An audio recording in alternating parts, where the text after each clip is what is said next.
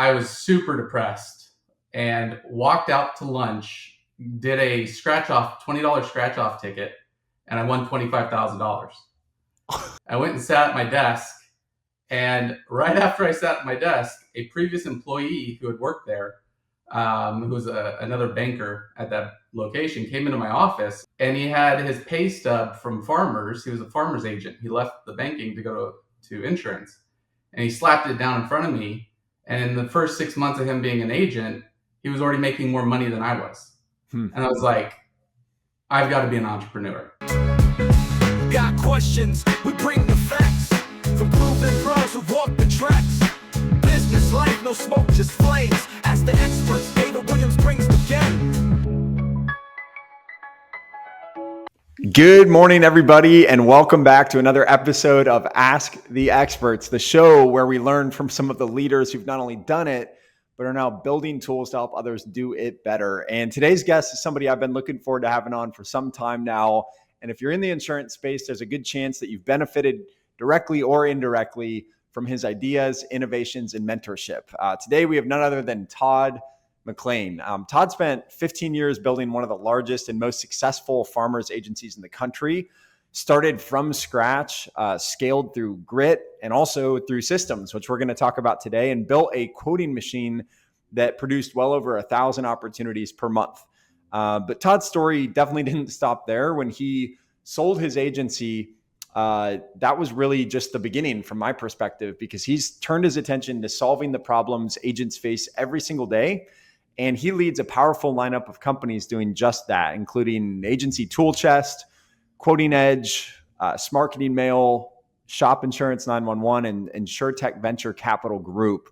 So from lead generation and marketing analytics to staff insights and data monetization, Todd's work is helping thousands of agency owners run smarter, leaner, and more profitable operations. So he's built call centers, mentored agents across the country, and continues to lead from the front, bringing real-world agency experience with a tech flavor, right? Cutting edge solutions. So Todd, it's honestly an honor to have you on here today. You have so much experience and such a wealth of knowledge. So welcome. And how's everything this morning for you?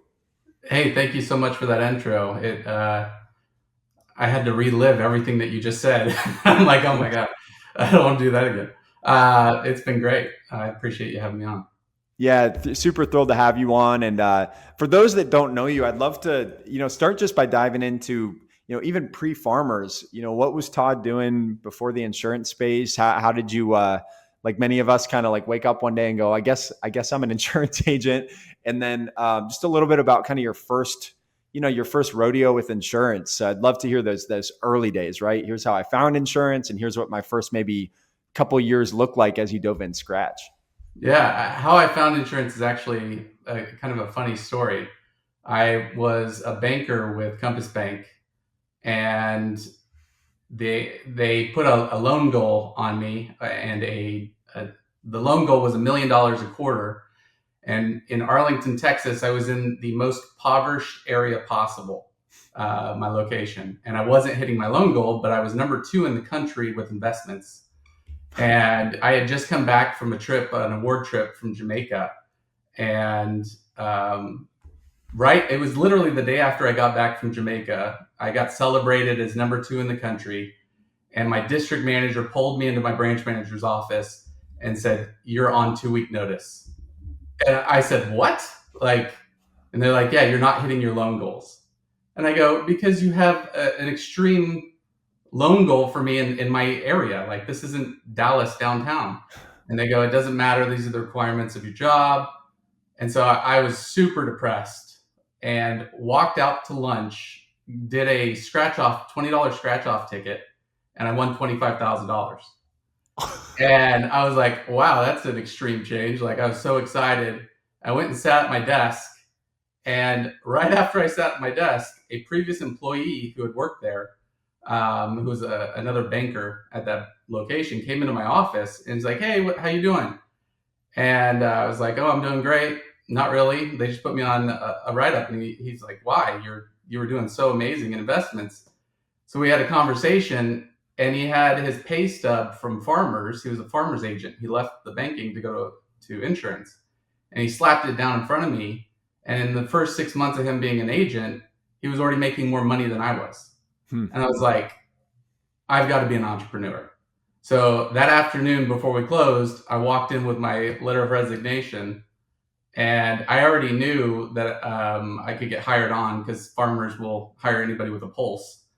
And started my farmers. I didn't even look at other companies or anything like that. I just went straight to the recruiter, and that initial recruitment was a grind because I realized early on, because I'm a problem solver through and through.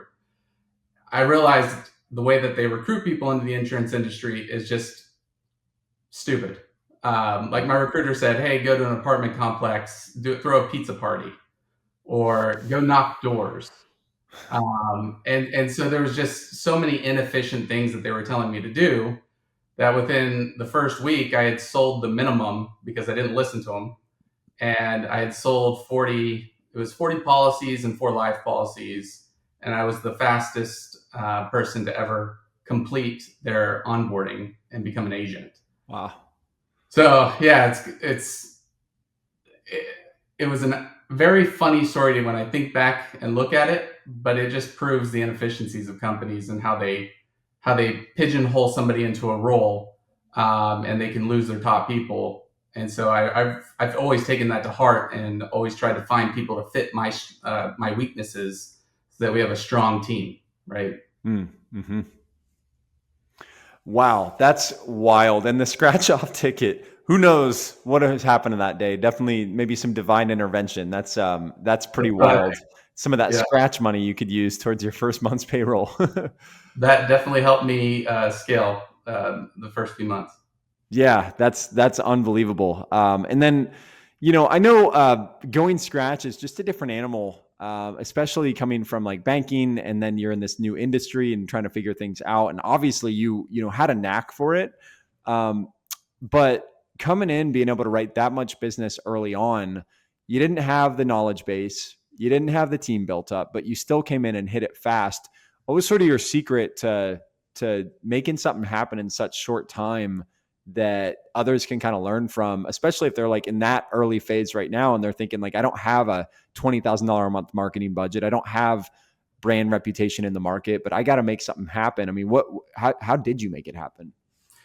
So I would say my marketing budget early on was probably $500 a month. So I had to make that stretch, right? The way that I analyzed things was people are shopping for insurance. And if you hit them at the right time, they're going to talk to you.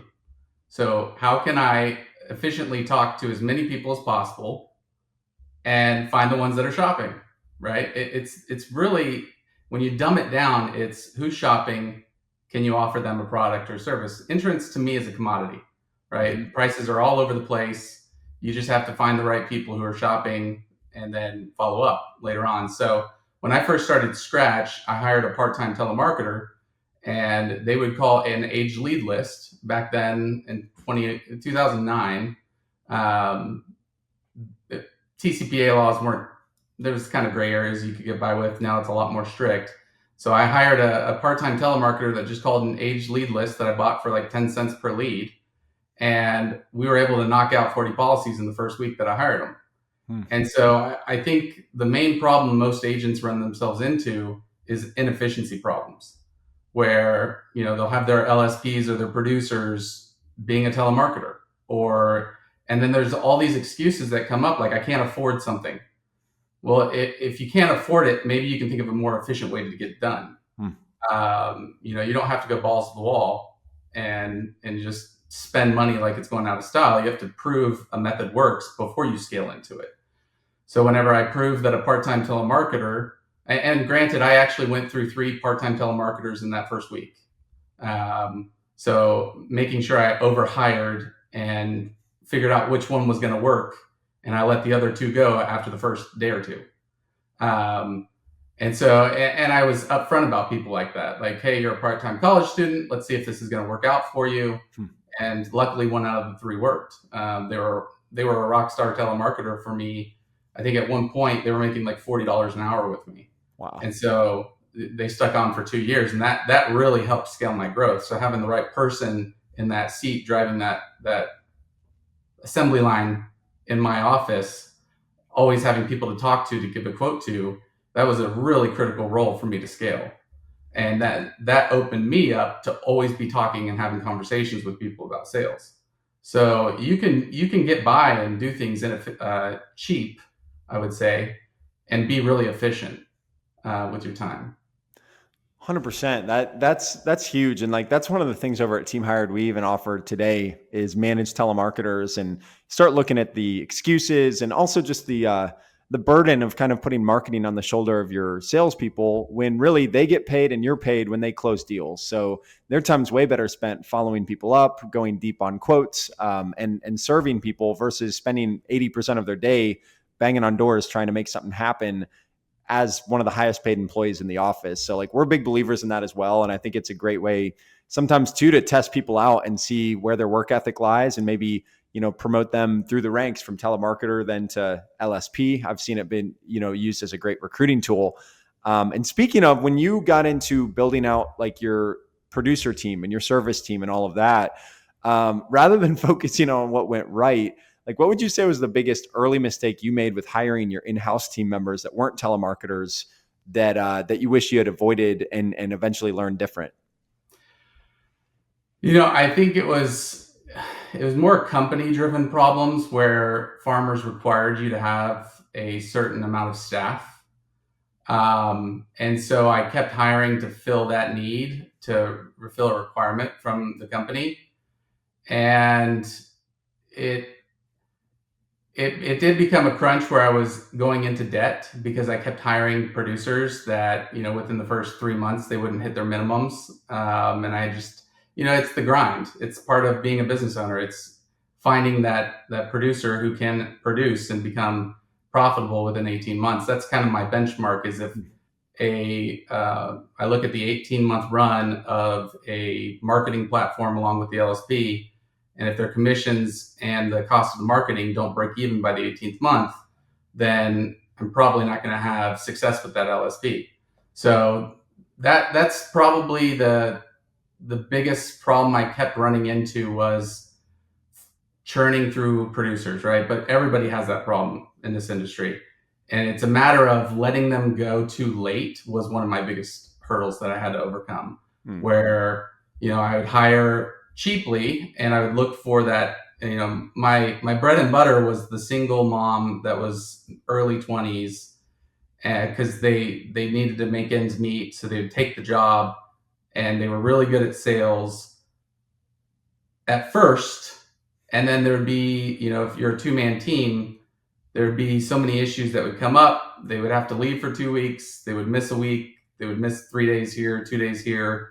And so I realized early on that you need to have a kind of a roster of backups where I'm not restarting the recruitment process every time I let someone go. I have a roster in the back end. And so I would constantly be shaking hands with people or noticing people that were really good at rebuttaling me, and say, hey, if you're ever looking for a job, I'd hand them my business card. And I'd get emails every so often from people saying, hey, I'm looking. And there'd be times where I got lucky. And so I really kept a roster on my back end, a whole Rolodex basically of people that I wanted to follow up with if anything ever happened to the current employee that I had. And that's really how I built a rock star team. I was writing more business than almost every agency in the country with 3 LSPs. And that's because I kept churning through them looking for my rock star team. And that I was adamant, like, you're only going to work for me if you're the best of the best. Mm-hmm. And so, but early on, I would keep them on. Let's say they missed a month of work because of some issue, or 2 weeks of work because of some issue. I would make excuses for them. I should keep them on because they were really good the first month. They're just having a bad second month. Or I would constantly try to make excuses for people because I have a big heart. I want people to win, and I want to lift people up. But this is a business. At the end of the day, if you're trying to scale something as a startup, you can't have a team that's holding you back. Mm-hmm. And so I would say that's probably the hardest part about scaling from scratch. Yeah, that is very, very insightful, and it's like a little chess match that you're playing with yourself all the time, trying to get that right team built. Seems like from reading a little bit about you and your background, eventually, probably pretty quickly, I'm guessing, you were able to start to integrate like non-negotiables and standards for your team and expectations. And like when I start to look at probably the biggest problem in the agencies I've worked with over the years, it's the either the lack of clarity on that. They really don't have set expectations with their team, or it's the unwillingness to follow through with enforcing them. So it's like, I have an expectation, but like everybody knows that if you don't meet that expectation, like I'm just going to let it roll off one shoulder. And it sounds like for you had to kind of build a expectation and system within your team for accountability. And I'd love if you could maybe speak to some of the agents who, they've already got their team, but maybe it's gotten a little bit out of hand. They feel like the business is running them. They feel like the team is running them, not the other way around. Like, what would your advice be for anybody who's like, I really don't know what that should look like? And, I understand you're going to have certain preferences and things for expectations, but if you were to like blueprint best practice for, hey, we're going to establish accountability and expectations, and we're going to have this culture in place that it has basically a non-negotiable approach to the way we operate as a team. What were some of the things that you put in place in those early days that really started to like get people to either stick and stay and succeed, or get out faster so that you weren't hanging on to them too long? Boy, that's a big question. There's a lot that I put into place. So I think depending on who we're talking about, what position role we're talking about, there was always a specific metric, one metric that I wanted them to achieve, right? So if you're looking at a service person, I wanted them to expand relationships. So there would have to be some sort of cross-sell goal that they would have to achieve. And it was on a monthly or quarterly basis. So the way that I would work it out is because people will sandbag, right? So I would do a monthly or quarterly. And if you had a bad month, it's not like I'm going to ream you, but you better have a next good month and you better hit your quarterly goal. Quarterly goals, depending on the situation that we're dealing with, if they didn't hit their quarterly goal, then obviously they wouldn't get a bonus. But if they really missed their quarterly goal, then there would be a write-up. Mm-hmm. I think early on in my career, I went through this comfort stretch where we were just scaling really fast and I felt comfortable. And then I'm not sure who I heard it from, but it was some startup founder. He said, if you're comfortable, you're in a bad position. And so I was like, oh, shoot, that makes perfect sense. Like when you get comfortable, that's when you start letting things slide. And so the service team had cross-sell expanding relationships. My producers had quote goals because activity drives sales. And then on my telemarketing side, it was how many conversations are you actually having? So we would track the length of the phone call versus how many quotes were coming in. And just looking at those three basic metrics, if we are pushing them to be uncomfortable, meaning high expectations, but reasonable, right? Because it all comes down to, am I doing my job as the agent to drive traffic to the agency? I feel like early on in my career, I got that, but I think a lot of agents put the blame they point the finger the wrong way, where they'll give a producer a cold calling list and then wonder why they're not hitting their goals. I see it all the time. Or they'll buy the absolute cheapest marketing possible and wonder why they're not hitting their goals. It's because they haven't set up, I always call it the assembly line process. Each role has an assembly line. And there's different checkpoints or KPIs that you should monitor on that assembly line to know what part is broken. Is it the staff or is it your process? And so it's a two-way street. 100%. That's very, very helpful to understand. And I think like going in and as an owner, looking at the science of that as well. One of the things I always want to remind owners on is like accountability is a simple formula.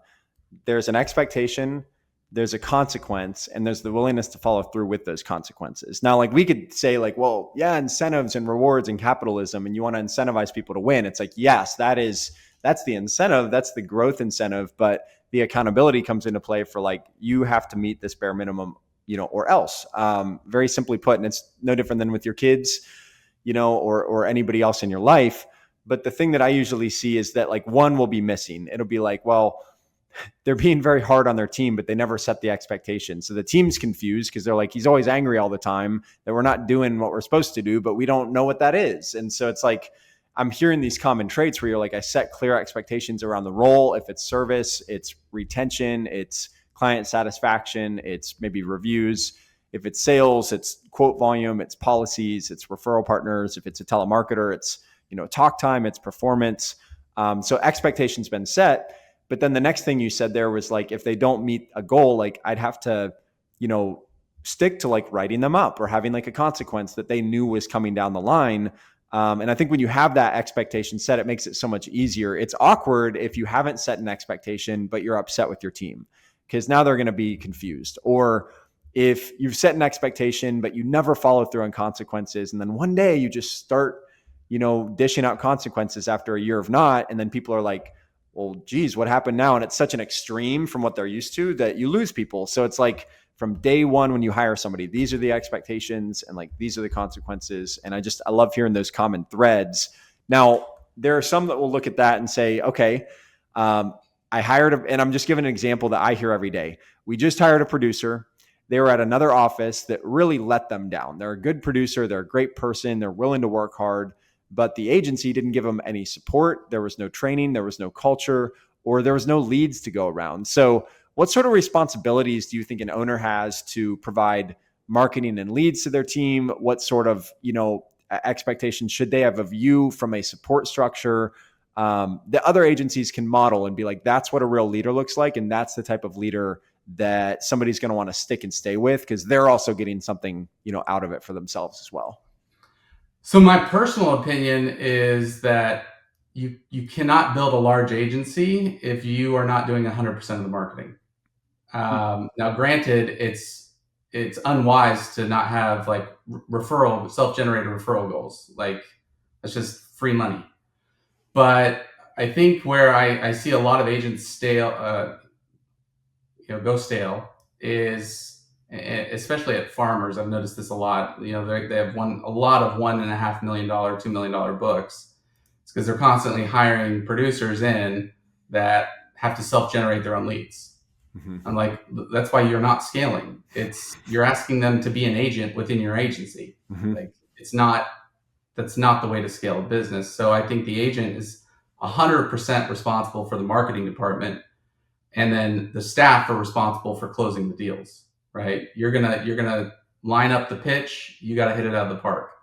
And so I think as long as you have that kind of approach, it's not easy to scale an agency because I think staffing is the number one hurdle to overcome, right? But as long as you do it methodically and have your roster lined up with who's going to be on deck next, like who you're going to try to hire, who you're going to try to poach from a disgruntled employee from another agent who gives them nothing, right?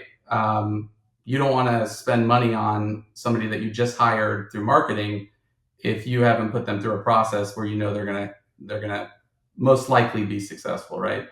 So I really don't think hiring people and having expectations on them to self-generate is productive. I think it's very demotivating for a lot of people, especially if they're not from the area. Maybe they move there. And then an agent says, oh, I want you to get 40 policies in your first month that you self-generate. Like, I personally don't think that's a good idea, especially if they're tenured and they know what they're doing. Now, if you wanted to have somebody who's inexperienced go through that process, it's a really good way to have them fail. Like, if they're failing with family and friends, they mess up their pitch or they're working on their pitch, that's a great way to have them learn in the industry, right? But if you're poaching someone or somebody comes to you from an agency where they're disgruntled, like I would never have them have any expectations to self-generate if they interviewed well and we went through, some role play during the interviews. And I was like, okay, I have a rock star here. I'm going to 100% give you all the marketing you need to be successful. I love hearing that. I'm probably going to steal that clip out and blast that out as much as I can, because I see that mentality all the time. And they better come with a list. And it's like, well, what happens after that list is worn out, and they'll find another agent who's willing to invest in them. You see it all the time. Now, one of the things I want to transition to while we have the time together is, a lot of this has been about sort of the back end, you scaling an agency, et cetera. But, you're very unique in the way that you built one of the highest performing captive agencies in the country. But now you've gone on and you've done multiple solutions out there for agents, taking that experience and also your expertise. So would you mind just walking through, let's just fast forward a bit. You're done with farmers. You've left that in the rearview mirror. Now you're entering this other space of supporting agents from the other end. Kind of rapid fire. I'd love to kind of go through one by one. What was it that you first built? And then we can move on to the next and the next. So when you left and, maybe it was something you started building while you were there. Maybe it was already sort of something that you had in the works, or maybe you built it from scratch. But what was the very first venture that you got into after your farmer's career? So it was during my farmer's career about 8 years ago, I think today, or this month actually. I built Agency MVP, and that was a smart lead management system that ranked and prioritized who's most valuable, which prospect is most valuable, meaning multi-line, higher premium, and who's most likely to close. So most likely to close is we're more competitive against their current carrier in the current market. They might be having claims fall off or tickets fall off. It's basically reprioritizing a list if you only have time to call 100 people in the day, but you have a pipeline of 10,000 that you've grown, you're calling the top 100 every single day, and it reprioritizes and reorganizes. Because if I'm spending 100% of my time and energy on bringing in marketing for my team, I want them to be as efficient as possible in follow up with whoever is in their pipeline. And so that was pure necessity, because I had noticed that we were constantly missing claims. Falling off was one of the biggest ones. Where somebody had just had a claim, or a claim was about to fall off, because we would always call 30 days before and say, hey, we have new rates for you, and I'm sure we can beat the competition.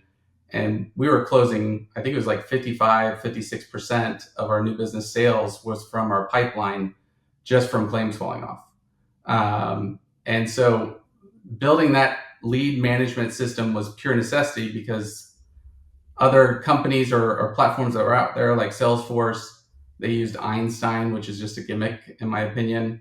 There was nothing out there that looked at insurance-specific leads and pipelines and prioritized them with who my staff should be calling. So after that stretch, I sold my farmer's agency, and I built Smarketing Mail. So Smarketing direct mail. I had tried corporate mail. I had tried other mail companies that were out there, but I had always noticed that my response rates were abysmal. The ROI on it was not good. And then through a lot of investigation, I had found that it was a lot of data sources that they were using were outdated. So we were mailing mailers to the wrong names of somebody who just, moved out 2 years ago. And so there's a lot of problems on the direct mail space, or they had the same ad copy. So it was really stagnant mail. People saw it, they knew what it was, and threw it away. And so I built Smarketing Mail, and then I sold my insurance agency. And when I sold my insurance agency, I did it as a way to fund my InsurTech Ventures companies, because over mentoring hundreds, thousands of agents, I realized that the carriers themselves aren't going to solve these problems, which are kind of the micro business insurance agency. There's so many data points that could help an agent that the carriers weren't giving agents. I decided to build solutions for those options that are data points that are out there. And a lot of people are like, oh, you're just building all these different random companies. I'm like, no, there's a purpose that they're all individually built the way that they're built, because I don't want to offer one giant solution for $5,000 a month you might not need one of those solutions, right? Mm-hmm. Mm-hmm. So that's why I built Quoting Edge, which is a more exclusive type of internet lead. I really hate the internet lead model is incestuously bad. Lead companies behind the scenes are selling the same lead to each other over and over and over again, calling it a new lead. I mean, there's just all sorts of bad things going on in the back end of the internet lead company. I'm trying to solve those problems. Shop Insurance 911 hasn't released yet, but it's I can't really get into it too much, but it's a new way for agents to get advertising revenue on prospects they couldn't close. So that if you have a pipeline of 10,000 people, you'll be able to generate ad revenue from them and recoup marketing dollars, which is, we're still working on some compliance things for that to make it happen. And then I built Agency Tool Chest, and really Agency Tool Chest is my baby now, which is tracking all the KPIs on your staff and on your marketing so that you can't point the finger in the wrong direction anymore as an agent.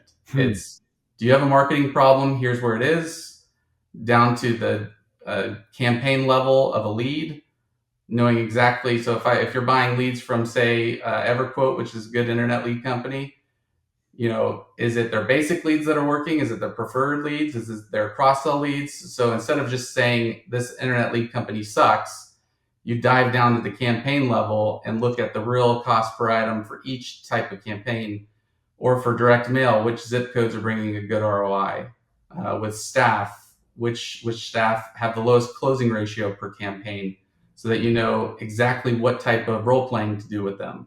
You know exactly what to investigate in their lead management system, whether they're following up or not. So really diving into the deep analytics is what Agency Tool Chest does for agents. And it's just at its beginning. We're building an AI in the next 6 months to essentially an agent will just be able to log in and it will tell you what to do, analyzing the data that they're putting in. Wow, that's beautiful. And I in a previous life worked deeply in the automotive industry, and I got to hand it to auto dealers. It's such a competitive space that I think we're ahead of a lot of industries and just trying a lot of different things. How do we work our data? How do we market better? Because the average person shops less than 2 dealerships per car. So the idea is if we don't sell them, then the next dealership is going to be the one that gets the sale. So they got to be really sharp. And so one of the things I saw that is pretty common in the automotive space and not so much in insurance is data mining. And it's like, who is positive equity? Who is up for a lease renewal? Who can we get into a newer model for a lower monthly payment? And like helping their team navigate and find the people that are most likely to buy. I had yet to hear until today of a specific solution in the insurance space that starts to focus around that. And how do we make better use of our team's time? So I love that. It makes so much sense. And, talking about some of these different areas, right? When we get into leads, we get into direct mail. One of the things you had mentioned to me earlier was that, there's like marketing, but then there's marketing process. And there's a big difference between a one-off action that's not a standard procedure versus like having an actual process in place. So I know it's a little bit broad, but I'd love if you could kind of walk through like the idea that, hey, we're not going to blame marketing anymore, but we're going to have a process, a measurable process, and roll it out. What does a marketing process look like? As simplistic as that question sounds, like I'd love to hear your mind on that. So it really just comes down and depends on the marketing type, because there's different processes based on the type of marketing. So let's use direct mail list marketing. So the first and foremost is response rate. So tracking how many people are calling the mail piece that you have. And if you're not getting an acceptable response rate, there's 2 reasons for that. One, oversaturation in the zip code. So maybe everybody and their dog is using the same data source and mailing to that zip code 45, 50 days before it goes out. And so that consumers just bombarded, and really they're just going to look at the teaser rate and call the cheapest rate. So if your ad copy isn't catching their attention, so I have a lot of agents all the time that are like, oh, this rate is unrealistically low. I want to put a more realistic rate on it. Well, everyone else is putting unrealistically low rates with a disclosure at the bottom. It's like your credit card teasers, right? Mm-hmm. So your ad copy has to be on point, and your zip codes have to have a good response rate from that ad copy. If you're tracking that, then you should shut off the zip codes that have bad response rates, and lo and behold, now you have better response rates versus the cost that you're putting on. The other thing with direct mail is your ROI. So you might have a decent response rate, but if you're in a state with low premiums, you might not be even breaking even by the 18th month. And so should you be focusing on zip codes that might have higher premiums and focusing your direct mail in those zip codes versus ones where you might be writing, and it depends on your bonus, right? If you're a captive agent, VC items or your bonus eligible items are really important. So you have to think about that too. So maybe your ROI comes through the bonus. I'm not saying don't market to low premium areas. It just depends on your specific scenario, right? Yeah. The other thing is A/B testing direct mail. I have yet to find a company that will let you A/B test. So for example, if you can throw in a different ad copy letter and A/B test the response rate. Now you have to do it in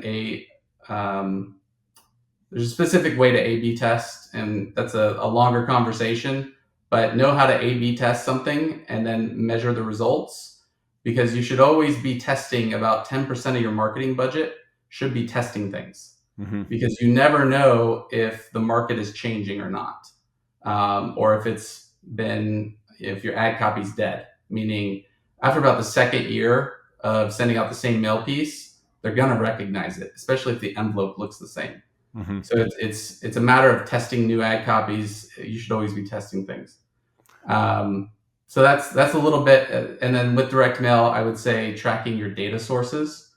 So I've found some of the largest competitors that I have use one of the worst data sources that is out there. They're so out of date in suburbs. And so I'll get agents who are like, will you audit this list for me? Because that's a service that we do for agents, where I will pay for the data to out of my own pocket to audit it. And so I'll tell them how many names are wrong on this list that they have in a specific zip code. And I'm finding 40-50% of the names are wrong. Wow. That are not title owners on the property. And so that's why it's not working. Like if I get a letter that says John Doe on it, I'm throwing it away. Like I'm not even going to open it. It's the wrong name. And so setting up ways to audit your marketing company and then track specifics to whatever that marketing system is. So direct mail, that's kind of how you do it. If you look at internet leads, which is another huge topic in our industry, it's tracking down to that campaign level, because internet lead companies will buy and flip leads. They typically don't generate them themselves. Publishers actually generate the leads. The lead companies buy it from the publisher at auction, and then they flip it to their distribution list. And so because of that reason, their basic leads might be bought from one publisher while their preferred leads are bought from a different publisher. Tracking it down to that campaign level is going to tell you which publisher is good, which publisher is bad. It's not the lead company. They're just flipping things. They're a middleman, right? And so when you track down to the campaign level, you can really scale your ROI by going down to that lead type level. And then I always track my staff in that process. It is how many conversations or quotes are they having? How many one-call closes are they having? So with direct mail, I'm not too concerned with one-call closes, but with internet leads, it's everything. So if I have 5 staff, who are my strongest one-call closers, they're going to work internet leads. So it's just thinking through that process and zip codes are everything with any marketing type. So is a publisher that I'm buying leads from really weak in certain zip codes? Maybe because they're flipping the lead. So sometimes publishers won't generate the lead themselves because it costs too much in a certain area. So they'll just buy an old regurgitated lead within the last 24 hours generated, flip it to the lead seller. So it's already got flipped like 3 or 4 times to 25 different people. So there's tracking it down to the campaign level, to the zip code level, to the staff level. as long as you have that data, you know what to work on, because the market is always changing, especially on the internet lead side. If SEO costs goes up, or if social media costs go up, quality is going to drop. So you have to be on your game, having conversations, knowing what filters. So in Agency Tool Chest, we have a target audience tracker that tracks where most of your quotes are coming from, like their age range, their home values, and then where your closing ratios are, so that you know what kind of filters you should be targeting where your carrier is competitive. So, I mean, it was a very broad question. There's a lot to each marketing type. And the problem is the carriers aren't building solutions for that, right? And that's why I wanted to build my own technology platform to help agents aggregate their data into one platform, and then give them the results and the insights that they need in order to work on their assembly line. Yeah, you're a great partner for people to work with. The idea of, almost like micro tracking and splitting data and understanding it in a deep way is actually a piece of advice that I had heard from a billionaire that consulted with my former CEO. And when we did like direct mail, not only would we do a different phone number and different landing page and URL for every single type of mail, but we broke it down to like, hey, if you had a purple shirt in this one and a blue in that one, like we're going to break it down on design. He went crazy with it. It was like, hey, Andy, go buy 200 phone numbers. And I was like, well, we only have like 4 different pieces of direct mail. He's like, no, we got 4 different versions, but then we've got multiple zip codes. We have different tests. So it was really like going all the way down and diving into that. Same with Google ads, right? When we would run Google ads, we would put a specific ad to a specific landing page. And then we might run 10 of the same ad, but send them to 10 different landing pages. But then we might have 10 variations of the ad going to 10 more landing pages. So it was like the first shot was, let's just go try a bunch of stuff. And then we'll get rid of the obvious failures. We'll see if we can improve the middle of the pack performers. And then we'll pour all of the money into the top performers and just keep optimizing. And it just hit me. I was like, you can actually like systematize this stuff. And I see too many agents kind of like shoot at the breeze. They have a fly by night sort of like, well, this is what I'm going to do today. And sometimes it works. And that's the scary part, right? It works so well. And then you can get complacent, or you just don't have enough data to go back and be like, well, why did it work? How do I repeat that? And then you're just on a roller coaster. And like for our audience, right? You look at what Todd's achieved, not only in an agency space, but a serial entrepreneur. This is a guy, building and running multi-million-dollar businesses, saying like, track your marketing, have a process in place, like get down in the weeds.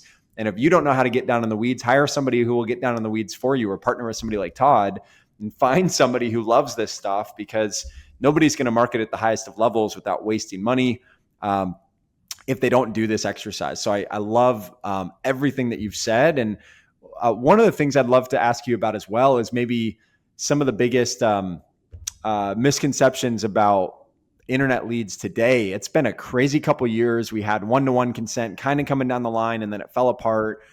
You've got internet lead companies trying to offer the $2 to $4 leads. You've got some out there selling more of a higher premium price lead, and everything in between. I mean, agents' heads have to be spinning with internet leads right now. So first and foremost, I think I know your answer. Is it still a valid form of marketing? I think the answer is yes. But like, where are people not getting it right now? Like when you see failures with internet leads, where are they failing essentially with their leads? I think where they're failing is they're just not following the right analytics. And what I mean by that is here's a good example. I have quite a few customers that have over 5 staff, and we'll analyze the closing ratios for each staff member on that lead type. And they'll have some of their staff that have an amazing cost per item, and others that are just destroying the entire campaign. And so it's a matter of diving deeper into who is working and what is working to know if a marketing actually works or not. So for example, if I start up an internet lead company and I have 3 or 4 campaigns, I always recommend at least 2 at a minimum, buying 2 different types of leads. And it doesn't matter about the cost. Cost is irrelevant to ROI, right? And so try at least 2. I recommend 3. and then watch your staff working those. And if my top performers are not converting on those, I know to blame the marketing company. There's something wrong with their leads, right? Maybe they're flipping on, because it's a really dirty business, but it works if you track it and monitor it the right way. And so if my top performers are having success with it, then I work with my lower performers and looking at, are you following up? I'm going to listen to a couple of your one call closes. Are you, doing that properly? Are you trying to close it the right way? And then I'm watching my zip codes. So I kind of, what was the basis of the question again? I lost it. No, you're good. I'm really just trying to understand, like when you go out and you look at agencies who just have given up on internet leads. Like I probably talk to one a week that's just like, they don't work. That's a waste of money. But then I'll meet with I'll one of our past guests, John Pavley, who was on here.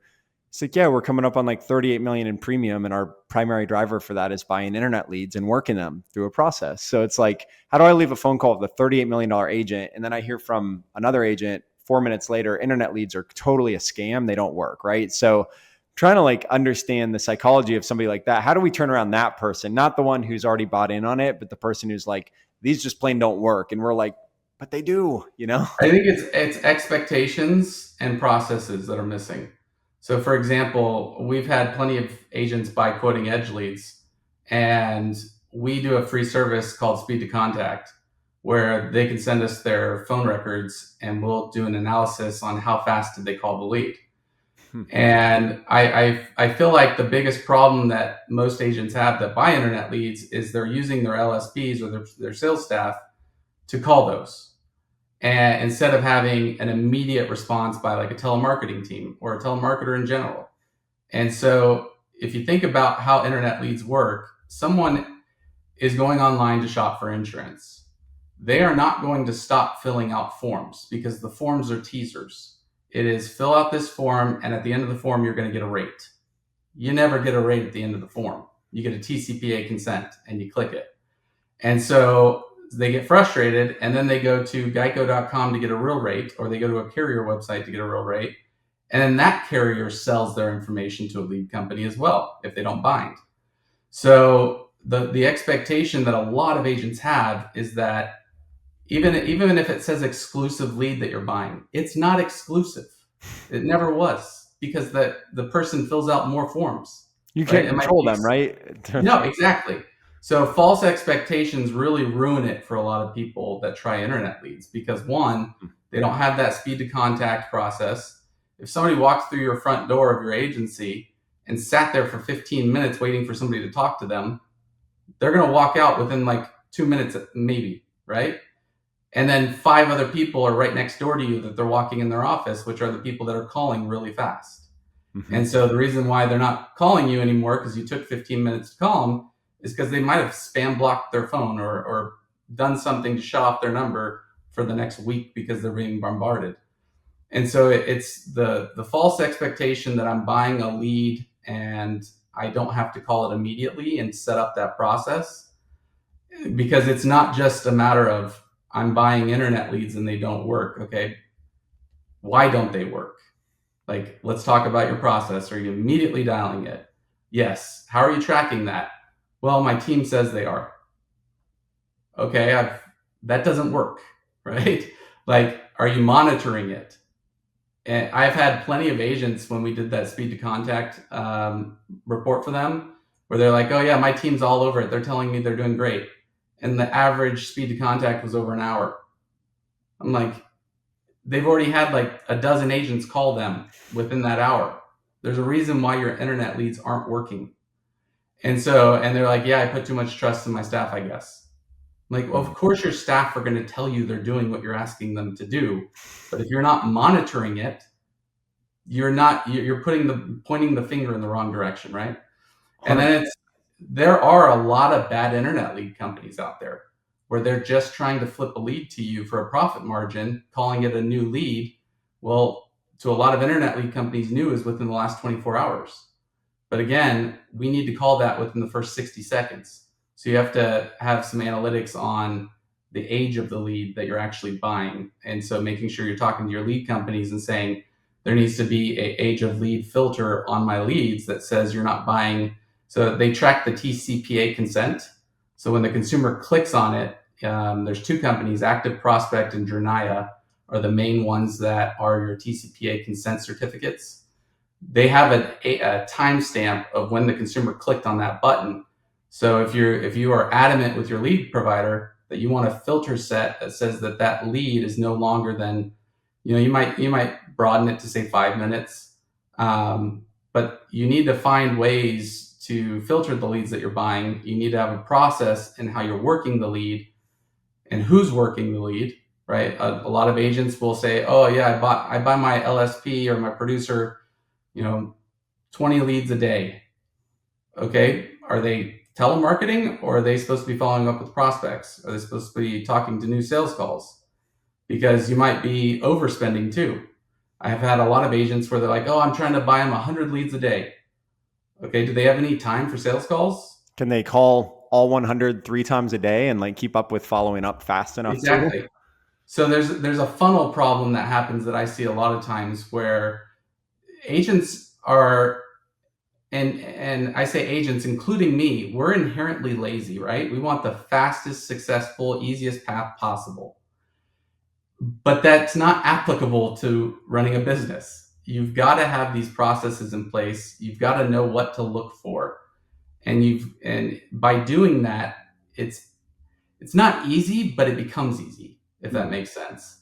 Like, as long as the repetition is there, then it's a matter of the hardest part, which is making sure your team is a rock star team. And if they're not, you're holding them accountable because you're doing all the work to put people in front of them. Absolutely. And there's one more piece to this puzzle I would love to get from you before we go into final thoughts here. And this is something that comes up all the time. I'm sure you've seen it. Situation is this: agencies buying leads. Maybe they're having somebody telemarket those leads. Telemarketer is doing a great job getting those leads over to the sales team. But there's some customers that say something along the lines of, "No, I'm not really interested anymore," or they change their mind. And I've seen two flavors of agencies. I see the agencies that have trained their team to do what we call like building intent. So they will take that consumer and say, "I'm just grateful that I'm on the phone with somebody and I didn't have to call them 40 times to get them here. I have an opportunity. I'm not hearing great things right now. The person's changing their mind or not interested or whatever, but I'm going to, fact find, I'm going to build value. We're going to see if we can still quote them." But then you've got the other teams. This is the problem area, right? Where even the agency owner will be like, "My team doesn't like the leads. My team said nobody's interested on that list." And it's like, they're not making anything happen. They're so lazy with it that they're expecting a lay down deal. And I think what we've seen in the internet lead space is, you'll get a few here and there, but you have to work it still. And I'd be curious for you, like if you were mentoring that agent and that team that has that mentality, what would you tell them to maybe start changing that mindset around like, hey, there is a degree here where your team needs to be skilled enough to like grab somebody's attention, even though they were transferred, doesn't mean they're going to stay on the line with you. So the approach that we had in my office was, you took the time to fill out a form. So I know that there was intent. Like, I know you want to save money on your insurance. Do you mind if I just give you the quote and see what you think? So is that the question? Are you asking what the rebuttal would be, or what the process would be to look into why the marketing's not working? No, so I would say less to do with like monitoring the campaigns or trying to dive into like, is the data at fault? Like I'll literally see agencies buy every level of lead and they just complain about all of it. It's like, well, none of these people are ready to sign up. And that's why you have a sales team in place to like work with that person. So try to help that agent who's stuck in that mindset. So that is why I built Agency Tool Chest, is because it's the campaign level tracking. Because you have some bad publishers out there that are driving clickbait ads or promising free gifts if they fill out a form. And that is going to show up at the campaign level from the lead company that you're buying. So I'll give you an example. If you're buying some sort of like cheap lead from a lead company, there's a reason it's cheap, right? And so if you're tracking that, then you'll be able to see that my quote lead to quote ratio is really low here. My cost per item is really high. I need to shut off that campaign from that internet lead company because it's bringing low intent consumers. and I'm going to leave on the other campaigns that are driving good traffic. Instead, what a lot of agents have been forced to do is take an aggregate of all leads being sold by that company, and the aggregate total isn't profitable, right? Whereas if they would have went one layer deeper and looked at the lead type itself, they would have seen, oh, I only need to turn off this because the publishers that are coming through this channel are terrible. They're low intent. And so that's the extra layer that you need to do, is diving into that campaign level, and you'll see the intent because the lead to quote ratio is off. I love the consistency with you, right? Like coming back to like, hey, like you're supposed to have built a system to go track this stuff. And if you haven't, like reach out to Todd and build these systems, because you don't have to fly blind. Like there's always a way forward to troubleshoot this and not just throw out an entire major marketing arm that so many agencies win with, but to do it intentionally and do it in a way in which, hey, maybe it's not working day one or even week one, or even month one or month two, right? Like we always let agencies know there's a ramp up to these things. And a big part of that ramp up is the optimization. It is the analysis that goes along with it. So I love everything that you've brought to the table. Wish that we had more time, but I know you're an extremely busy man and have a lot of productive and impactful things that you're going to get onto. And our audience, definitely, we appreciate you guys being here for a full hour with us. But before we wrap up, I'd love if you could just share out, any final thoughts you have, anything that you feel like maybe should have been said that hasn't been said yet, just to this great audience we have. And also, like, there's ways that people can engage with you. Just, where can people get a hold of Todd and your companies? How can they, talk about using Agency Tool Chest? How can they get involved with marketing, so on and so forth? So I'll give you the floor for the last couple of minutes here. Yeah, I think the final step is, I talked about the process up front and diving deeper. And so there's just different levels of the process. And what I mean by that is really time frames. Like with internet leads, since that's one of the hottest topics out there, it's lead to quote ratios within the first week is when I usually make or break on a different campaign. So if that just tells me if consumer intent is there. And then I don't really judge the cost per item or the ROI until I'm about 30 to 45 days in, because there is a sales pipeline process, right? And so just knowing when to turn things on and off is really helpful. So my contact is Todd at InsurTechVentures.com. If anybody has any questions or needs any help with anything, I can try to get back to you. With marketing mail, you can reach out if you're interested in sending out direct mail from a company that's proven. Is my VP who runs that company. Her name's Brittany. And so it's Brittany at smarketingmail.com. And our website's smarketingmail.com. And with agencytoolchest.com is how you can contact us through a request button that's on that website. But yeah, I really appreciate the time. Yeah, no, definitely appreciate your time as well, and all that you're doing out there. I'm putting his email here at the bottom, direct email, just scrolling on the bottom. So if you guys like to get a hold of Todd, reach out to him there. If anybody has any questions as well on how to access their websites, I've got a stack of links I'll drop in the chat that they can easily access and get a hold of you guys as well. But I just want to thank you very much for all of your time. And I'm just really excited about what the solutions you're bringing into play. There's a lot of figure it out on your own type solutions, but a lot of what you guys do is like really helping build in systems, do it with them, and be very consultative to build like long-lasting relationships and long-lasting solutions. So I absolutely love everything you've been involved in.